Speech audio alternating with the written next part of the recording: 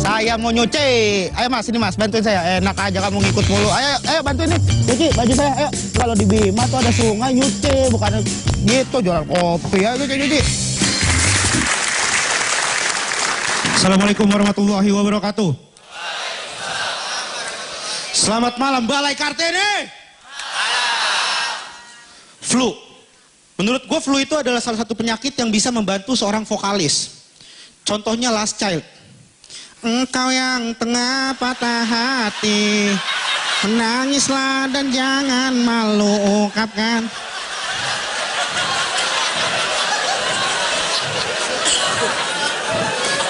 Gitu tuh kalau Sunio jadi vokalis tuh.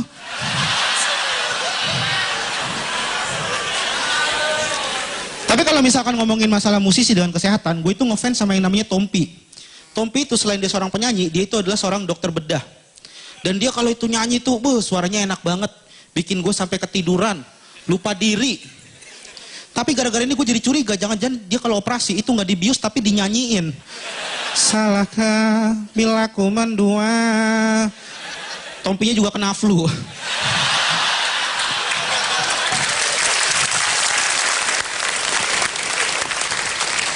Tapi yang keren dari Tompi itu kalau misalkan dia udah sket. Lu tahu sket nggak? Sket itu kayak gini. Sturup titir papap, starap tidap tap tari dedum, starap tip dap tudup. Itu keren banget ya. Kenapa? Karena dia keren kalau lupa lirik itu. Enak banget ya penyanyi.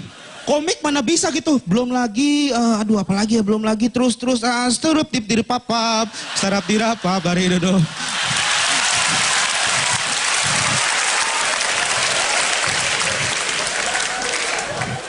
Tapi kalau ngomongin masalah kesehatan yang serius ini, di Bima. Di Bima itu orang lebih percaya dengan yang namanya pengobatan tradisional daripada ke dokter.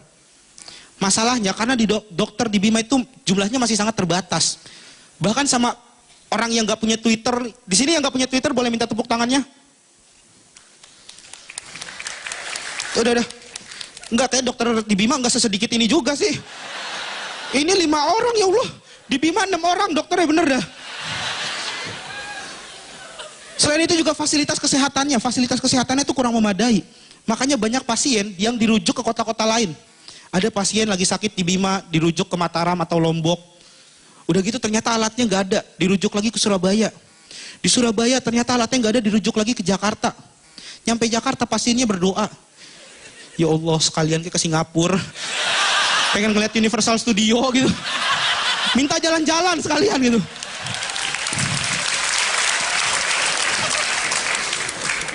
Tapi yang gue bingung dari pengobatan tradisional itu adalah obatnya. Dokter jelas obatnya ya kan, melalui riset yang mendalam. Sekarang pengobatan tradisional itu dari mana? Kayak daun jambu biji itu kenapa bisa jadi obat diare itu dari mana? Ya gue curiga aja ya, gue langsung mikir ke belakang. Ini jangan-jangan ada suatu kampung yang terkena wabah diare. Terus disuruh cobain bermacam-macam daun.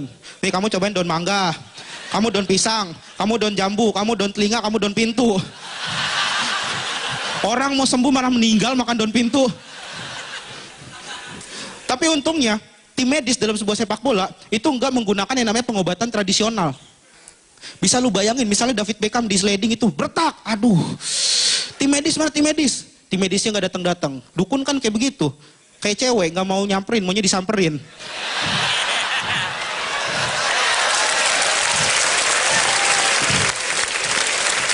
Akhirnya David Beckham datang ke dukun bawa ayam hitam gitu. Victoria Beckham belakangnya bawa nasi tumpeng. Terus diceritain, ini mbak dukun, aduh kaki saya tadi di sliding. Ini mah kayaknya orang deket. Ya emang deket mbah. Yang namanya sliding dari dekat. Kalau jauh mah LDR.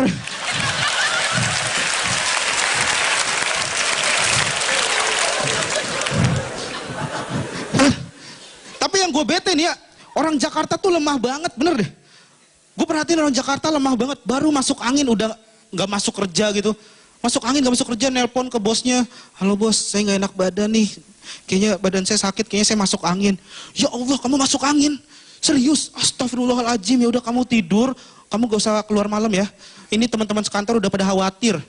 Di Bima gak ada urusan kayak begini. Di Bima kakek-kakek yang udah tua, udah batuk-batuk gitu. Yang udah sampai mau meninggal tetap ke sawah. pergi ke sawah buat bekerja. Bahkan sebelum berangkat dia masang bendera kuning sendiri. Gak mau ngerepotin orang.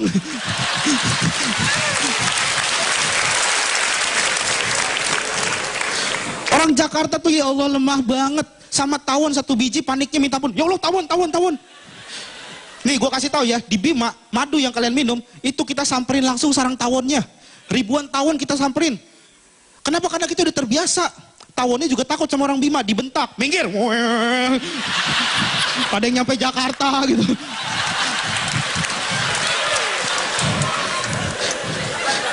Gara-gara itu akhirnya gue ikut-ikutan lemah gitu. Gue nih gampang sakit. Tapi sebagai anak kos, sebagai perantau, kalau misalkan sakit, salah satu obat yang paling mujarab itu adalah telepon dari orang tua. Telepon dari orang tua tuh benar-benar ngobatin.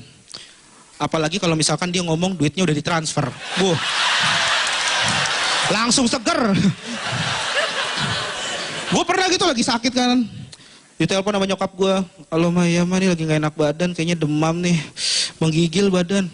Oh ya udah kamu istirahat, duitnya udah Mama transfer. Oh iya Mah, ini lagi manasin motor. Iya Mama kirim 50.000 doang. Oh iya Mah, aku manasin motor, mau ke apotik beli obat jantung kayaknya Mah. Jantungan kalau 50.000 Mah. Dan juga anak kos itu makannya tuh benar-benar gak teratur. Kita gak pernah mementingkan kualitas rasa, kita gak pernah mementingkan kualitas kesehatan. Ya udah makan aja, gue 10.000 nasi semua gak apa-apa.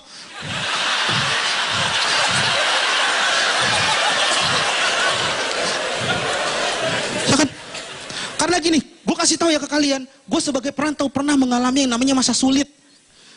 Gue pernah hidup di Jakarta yang keras ini, cuman megang duit 3.000 selama 3 hari. Lu bisa bayangin gue megang duit 3.000 selama 3 hari. Lu tau apa yang terjadi? Duitnya lecek. Gue pegangin terus. Pas gue buka udah nyangkut sama kulit. Pati murahnya ngapa-ngapain. Terima kasih gue Rigen.